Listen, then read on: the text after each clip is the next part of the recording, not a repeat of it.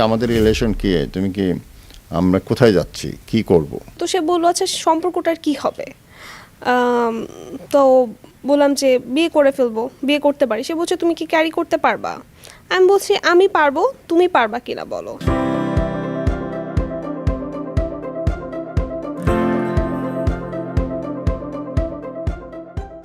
বয়সে ৫, ১০ বা ২০ বছরের ব্যবধান নয়, নিজের থেকেও ৪২ বছরের বড় এক বয়োবৃদ্ধকে অবিবাহিত এক তরুণী বিয়ে করে সম্প্রতি সামাজিক যোগাযোগ মাধ্যমে ভাইরাল হয়েছেন।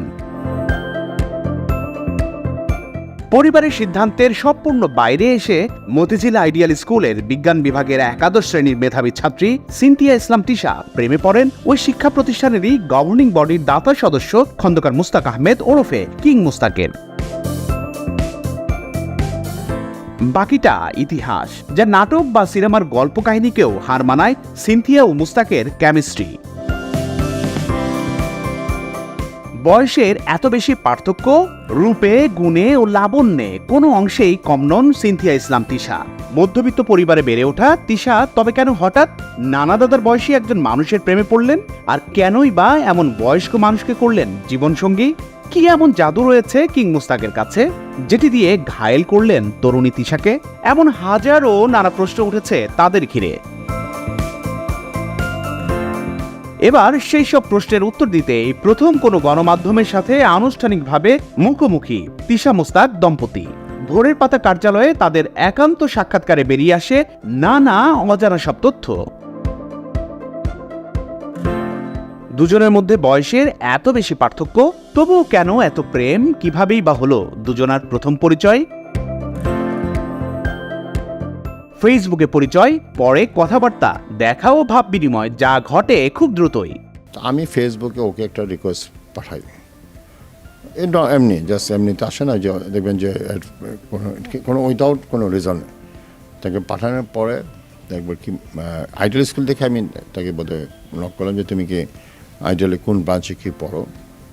ওইভাবে তার সাথে পরিচয় আমার। জাস্ট তখনও তেমন কিছু না, জাস্ট একজন গার্ডিয়ান হিসাবে যেটা বলার।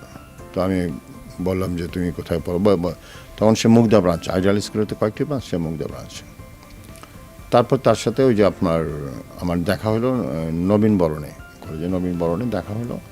তারপরে দু একবার কলেজে আমি তো কলেজে প্রায় গেছি, বিভিন্ন প্রোগ্রামে গেছি। তো যাওয়ার পর আমাদের মানে ও আমাকে দেখছে, কথা হয়েছে। তারপর আমাদের ধরেন কলেজের এই যে পুরস্কার বিতরণীতে ও আমার হাত থেকে গিফটটা নিয়েছে। তো এভাবে কথা হওয়ার এক পর্যায়ে তখন তাকে আমার ভালো লাগছে। রিকোয়েস্ট দিয়েছে, তো আমি সেটা দেখেছি সকালবেলা। দেখার পর আমি অ্যাকসেপ্ট করলাম। অ্যাকসেপ্ট করে এসে আমাকে নক দিল। আমি সালাম দিলাম, বললাম যে কি, বলে যে কথা বলতে পারি। বললাম যে হ্যাঁ শিওর। তো আমি কথা বললাম, জানলাম যে সে আমাদের স্কুলের গভর্নিং বডির মেম্বার। এই ব্যাস, খুব নর্মাল একটা কথা হয়েছে, এর বেশি কিছু না। এর মাঝে দুজনে মানে কথা হতে মানে বিয়ের কথা চলে আসলো, মানে এটা অনেকটা নাটকীয়ভাবে চলে আসলো। আমি বললাম যে আমাদের রিলেশন কি, তুমি কি, আমরা কোথায় যাচ্ছি, কি করব, বিয়ে। তো সে বলে যে হ্যাঁ আমি বিয়ে করব। তো আমি তো অবাক হলাম যে বিয়ে করবে, তো ফাইন যদি বিয়ে করো। তো আমি বললাম যে আমার সাথে আমার বয়সে তো অনেক গ্যাপ, তুমি এটা ক্যারি করতে পারবা কিনা। সেও বললো যে তুমি ক্যারি করতে পারবা কিনা। তা আমি বললাম আমি পারবো। তো এইভাবে আমাদের কথার পরে আমরা বিয়ে করে ফেলি। তখনও বয়সের ব্যাপারটা ছিল, তখন তার বয়স হলো 18 বছর 4 মাস। আমি তো জানি না তার বয়স কত, কী অবস্থা। ওই আমাকে বললো যে এরকম আমার বয়স এই সালে, ওই সার্টিফিকেট। আমি বললাম সব ঠিক আছে কিনা, বলে সব কিছু ঠিক আছে। তারপর তো আমরা বিয়ে করলাম। না আমাদের অ্যাকচুয়ালি বেশি দিন না, এক মাসের ভিতরে সব কিছু হয়েছে, খুবই ফাস্ট, উইদিন 1 মান্থ। বিয়ে করা বিষয়টা আসলে অন্যভাবে উঠে এসেছে। যেমন আমরা কথা বলছি তো সে বললো আচ্ছা সম্পর্কটার কি হবে। তো বললাম যে বিয়ে করে ফেলবো, বিয়ে করতে পারি। সে বলছে তুমি কি ক্যারি করতে পারবা। আমি বলছি আমি পারবো, তুমি পারবা কিনা বলো। সে বলেছে আমিও পারবো। হ্যাঁ, এটা আসলে এমন কোনো প্ল্যান করা কোনো বিয়ে ছিল না, চিন্তা মানে হঠাৎ করে মনে হয়েছে। আমার মনে হয়েছে যে আমি তার সাথে ভালো থাকবো, তার কাছে আমি থাকতে পারবো, আমি বিয়ে করেছি। আর যাই হোক, কিং মুস্তাকের বুড়ো বয়সের প্রেম বলে কথা, তাই দূর করে শত বাধা, যেন তারা একই ফুলে গাথা। আমাকে সে আঙ্কেলও বলতো না, আমাকে সে স্যারও বলতো না, কিছুই বলতো না, সালাম দিত, সালামই দিচ্ছে স্যার। কিন্তু ওদের সাথে ম্যাক্সিমামই আমাকে স্যার ডাকতো, মানে আঙ্কেল ডাকতো খুব কম। কিন্তু আমি জানি না শুরুতেই এটা কেন সে আমাকে স্যারও বলেনি আঙ্কেলও বলেনি, সালাম দিয়েছে, কথা বলছে, কেমন আছেন, ভালো আছেন, এরকম। তারপরে মতিঝিল আমার অফিসে, ওখান থেকে অফিস থেকে আমরা রিক্সাতে ইয়েতে যাই বিজয়নগর কাজী অফিসে। সেখানে আমাদের বিয়ে হয়। তারপরে কোর্টের যেসব প্রসিডিউর সেগুলো পরে আমরা করি, বিয়ে হয়। বিয়েটা হওয়ার পরে বিয়েটা তখন আর ফ্যামিলি জানতো না।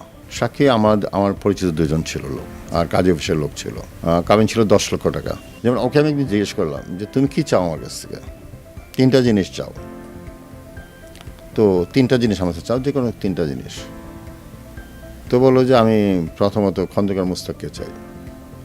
তাই আমি বললাম তারপরে? বলে তারপর তার দরকার নাই, আমি যদি তোমাকেই পেয়ে যাই তো বাকিগুলো তো আমি এমনি পাবো।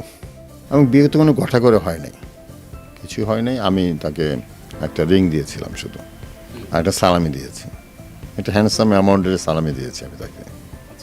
রিংটা কিসের ছিল? রিংটা ডায়মন্ডের রিং ছিল। ডায়মন্ডের একটা রিং দিলাম। সেই বিয়ের সালামি আমি ওকে 1 লক্ষ টাকা সালামি দিয়েছিলাম। আমি সম্পূর্ণভাবে স্যাটিসফাই, কারণ সে আমাকে সেভাবেই রেখেছে। একটা মেয়ের যা যা লাগে, যা যা প্রয়োজন, সে সব কিছু দেখে। শুধুমাত্র সে না, তার ফ্যামিলি মেম্বার সবাই অনেক ভালো। এমনকি তার মেয়ে, যার কথা আমরা বলছিলাম, খন্দকার তারান্নুম আহমেদ, সে আমাকে অনেক ফ্রেন্ডলি অ্যাকসেপ্ট করেছে। আমার কিছু লাগলে সে সেটাও দেখে। কিন্তু নিজের জন্য কিছু কিনলে বলে যে তিশা তোমার জন্য কি নিতে হবে? আমি বলছি নিয়ে নাও। বা আমি কিছু কিনলে তার জন্যও কিনে ফেলি। আমরা খুব বন্ধুর মতো, ছোট ছোট বিষয় নিয়ে, খুব পার্সোনাল বিষয় নিয়েও আমরা আলোচনা করি। লাইলি মজনুর মতো দুজনেই প্রেম দেওয়ানায় মশগুল। তাই তো থানা, পুলিশ, কোর্ট কাচারি আর পাঁচে লোক সমাজের নানা কটু কথা বা তিরস্কার কোনো কিছুই আটকাতে পারল না তিশা মুস্তাকের এক হওয়া থেকে। না, বিয়ের পর তো সে তার বাসায় চলে গেল, বাসায় থাকলো। তারপরে তাদের ফ্যামিলি যখন জানলো বিয়েটার ব্যাপারটা, আমার সাথে যোগাযোগ হইতো, কথা হইতো ফ্যামিলির সাথে, ওর সাথে, ওর মার সাথে কথা হয়েছে আমার। তারপরে যখন এরকম বিয়ে হয়ে গেল, তো ওকে তারপরে ওর বাসায় জানাজানি হলো। একদিন ওর বাসায় আমি গেলাম, ওকে নিয়েই আমি গেলাম। ও চলে আসলো আমার কাছে।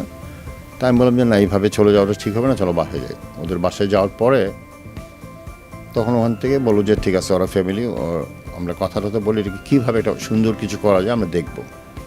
তারপরে ওকে নিয়ে চলে গেল ঠাকুরগাঁও, ওদের দেশে, গ্রামের বাড়িতে। ঠাকুরগাঁও চলে গেল। ঠাকুরগাঁও যাওয়ার পর ও আমাকে ফোন করতো, মেসেজ দিত যে আমাকে নিয়ে যাও, আমি মারা যাবো, এরকম, আমি বাঁচবো না, আমাকে নিয়ে যাও, এসব করতে করতে। তাই আমি বললাম। তারপরে একদিন সে বাসা থেকে নিজেই বের হলো রাতের বেলা। সেটা অনেক বিরাট কাহিনী, নাটকীয় কাহিনী।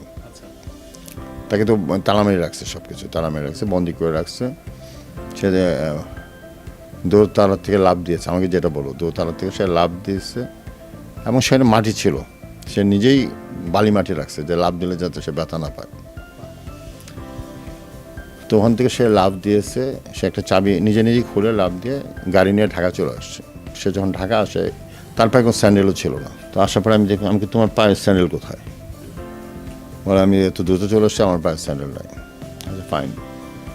তারপরে ওকে আমি ওই আপনার বাটার দোকান আছে গুলশানে, ওখান থেকে 1 জোড়া স্যান্ডেল কিনে দিলাম। তারপরে তো যাক আমরা আসছি, চলে আসছে ওর বাসায়, তো জানছি আমার সাথে আসছে। তা আমরা তখন চলে গেলাম ঈদ আসলো মনে হয়। তা আমরা গেলাম কক্সবাজারে। কক্সবাজার থেকে শুনলাম যে ওর বাবা প্রথম সময় একটা জিডি করছে, পরে শুনলাম যে না, জিডিও করে নাই। তারপরে করলো যে থানায় একটা মামলা হয়েছে ঠাকুরগাঁও। কী মামলা? অপহরণ মামলা, কিডন্যাপ মামলা। আচ্ছা ফাইন, কিডন্যাপ মামলা। তো কিডন্যাপ মামলা হওয়ার পরে আমি হাইকোর্ট থেকে জামিন নিলাম। সে খুব সুন্দর করে কথা বলতে পারে। একটা মানুষের কি করে যত্ন করতে হয় তা সে খুব ভালো জানে। আমার শরীর কিছুদিন আগে একটু খারাপ ছিল, আমি বিছানায় শুয়েছিলাম, তো আমার যে হেল্পিং হ্যান্ড সে আসেনি। আমি উঠেছি একটু দেরিতে, দেখলাম সে তাড়াতাড়ি উঠে আমার রাতের খাবার যা খেয়েছি সব সুন্দর করে ক্লিন করলো, রুমটা গুছিয়ে দিল। তো এতটুকুই তো চাই, একটা মানুষ যে আমার যত্ন করবে, এর থেকে বেশি তো আসলে দরকার নেই। তো বয়সের গ্যাপটা আমাদের একটু বেশি, কিন্তু এতে আমি কোনো সমস্যা দেখছি না। আমি যার কাছে ভালো থাকবো তার কাছেই তো যাব। একজন মানুষের কাছে যাব, সে যদি এখন আমার গায়ে হাত তোলে, আমার সাথে মিসবিহেভ করে, আমার যেটা নিড সেটা আমাকে সে না দেয়, সেটা তো আমার জন্য সমস্যা।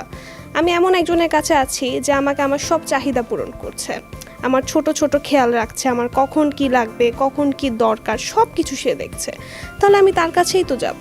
ভালো লাগা বলতে আসলে কথা বলতে বলতেই বেশ কিছুদিন যাবতই কথা বলছি, তো দেখছি যে তার ব্যবহার ভালো, কথাবার্তা ভালো, সব কিছুই ভালো, ব্যাস ভালো লেগে গেছে। আমি রাতে উঠে যদি বলি যে এটা খাবো, সে সেটা যেভাবে হোক আমাকে এনে দেবে, হয় অনলাইনে অর্ডার দিয়ে বা যে করে হোক সে সেটা ম্যানেজ করে দেবে। আমি যদি কিছু মুখ দিয়ে বলি, সে সেটা কখনো অপূর্ণ রাখে না। এটাই আমার সব থেকে বড় পাওয়া। আমি বিয়ে করেছি, এখানে আমি ভালো আছি, আমি কোনো রকম অসামাজিক কোনো কর্মকাণ্ডের সাথে তো জড়িত নেই। এমন সে যা বললো যে অনেকেই মদ সিগারেট এসব খায়, আমরা এসব কোনো কিছুর সাথেই না, কেউ কিছু খায় না। আমাদের দুজনেরই, আমিও কোনো ছোটোবেলা থেকেই অনেক বই পড়ি আর শপিং করতে খুব পছন্দ করি, কেনাকাটা করি, এতটুকুই। অসামাজিক কোনো কর্মকাণ্ডের সাথে যেহেতু আমি নেই, সুতরাং বিয়ে করাটা তো খারাপ না, খুব ভালো। এতে আমাদের মানবিক জ্ঞানটা ভালো থাকে, চরিত্রটা ভালো থাকে। ভালোবাসা অবিরাম ডায়লগের হোতা কিং মোস্তাকের দ্বিতীয় স্ত্রী সিনথিয়া ইসলাম তিশা ও তার পারিবারিক তথ্য ও বংশ পরিচয় সহ তাদের দুজনার ব্যক্তিগত নানা খুনসুটি থাকছে দ্বিতীয় পর্বে। ভোরের পাতা, বিনোদন ডেস্ক।